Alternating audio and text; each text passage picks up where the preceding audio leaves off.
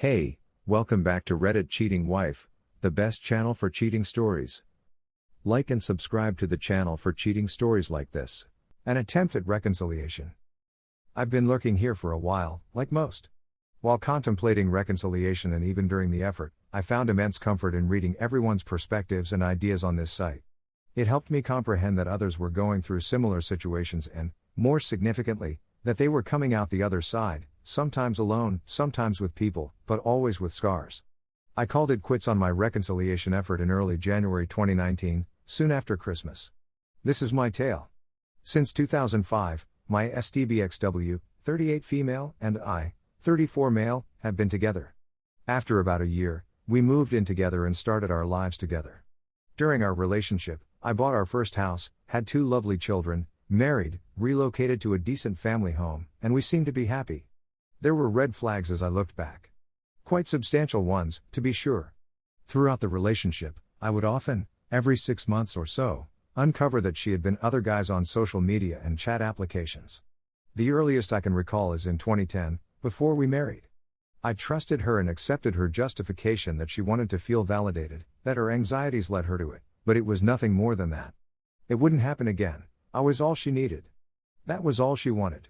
For me, February 2018 was D-Day. I discovered some extremely explicit communications a few months before D-Day that strongly showed she was having a connection outside of our marriage. When I challenged her, she admitted that she had just been seeing someone as a friend. Nothing else. Surprisingly, I recognized the name as someone she had with in 2008-2009. I sent her letters, begging for the truth, but she constantly assured me that she would never do such a thing to me. Back in February, I simply couldn't be with her because I was always wondering, always in the dark, never knowing what had truly transpired. I'd had enough of playing detective. I requested a divorce. She stated she didn't want it, but she could see why I would, so she consented. She went away with the kids for a week. I remained at home. Despite the fact that they were apart, she refused to accept anything other than friendship. I asked for honesty once again. After all, what difference would it make now that we were going on with our lives? It was welcomed with innocence once again. D-Day arrived only 2 days after she had gone for the week. I remembered her having a close buddy. She had a pal who used to go out drinking with her. An acquaintance who vanished off the face of the world a few years ago. I dialed her number.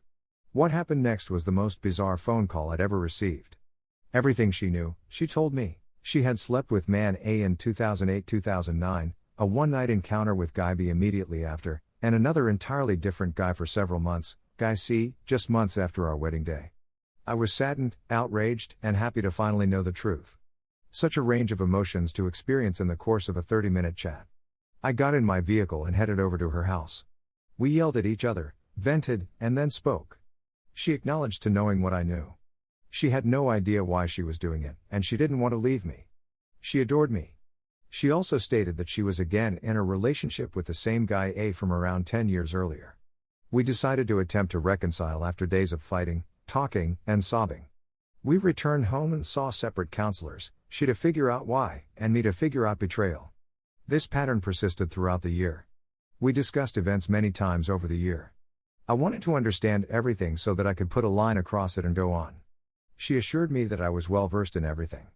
Throughout that year of reconciliation, I observed several strange occurrences. Little red signals that may be benign, but this time I opted to listen to my boyfriend.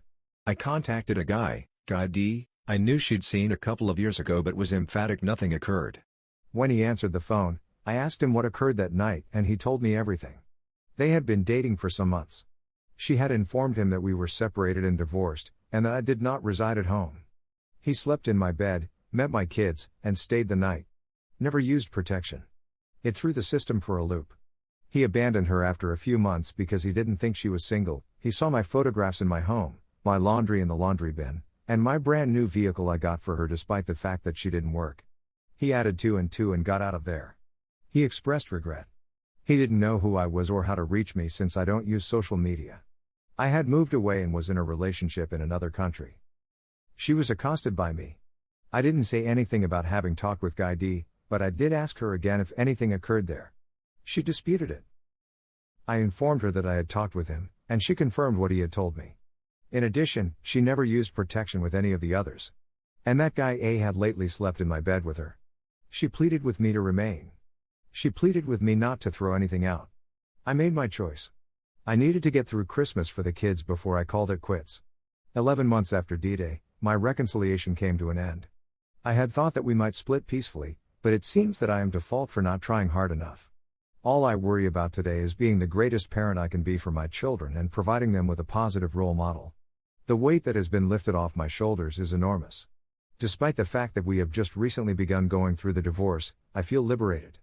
Despite having had the wool pulled over my eyes for the last 13 years, I feel like I've grown into a stronger person and am excited for what the future holds. I couldn't possibly be much worse, could I? I have yet to DNA test the kids, so it might be worse, I'm sure, but regardless of the conclusion, I'm still their father and always will be. Thank you for reading this far. I hope this story can assist someone else in the same way that past tales have helped me. These are the highlights. There is much too much drama to fit into a single article. Maybe I'll reserve the goodies for a future follow-up. Story 2. 1 year ago today, my wife, 28 female, cheated on me with my best friend, 28 male, and divorced me, 30 male, to be with him. Now I am having issues trusting anyone. How can I learn to trust again? It was exactly 1 year ago today when I was seriously wounded. Following a 7-year romance, my wife and I were married for 2 years after first meeting online.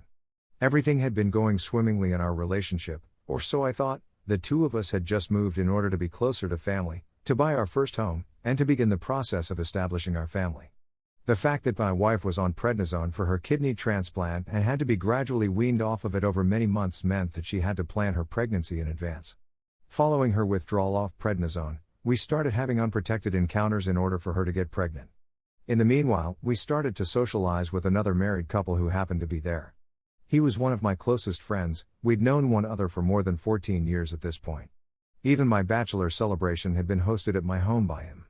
After a few months of hanging out together, we were all quite close and spent a lot of time together as a group. After that, I had to go out of town for business for a week. My wife contacted me the day before I was scheduled to return. She came to me and told me that she had gotten high with my best friend, that they had kissed, and that she wanted to spend the rest of her life in his company. Honestly, I was completely taken by surprise. I recollect thinking to myself, just before I left, my husband and I were attempting to conceive. What makes you think this is possible? My wife had already moved out of our apartment by the time I arrived back in town, leaving our wedding ring on the dining room table.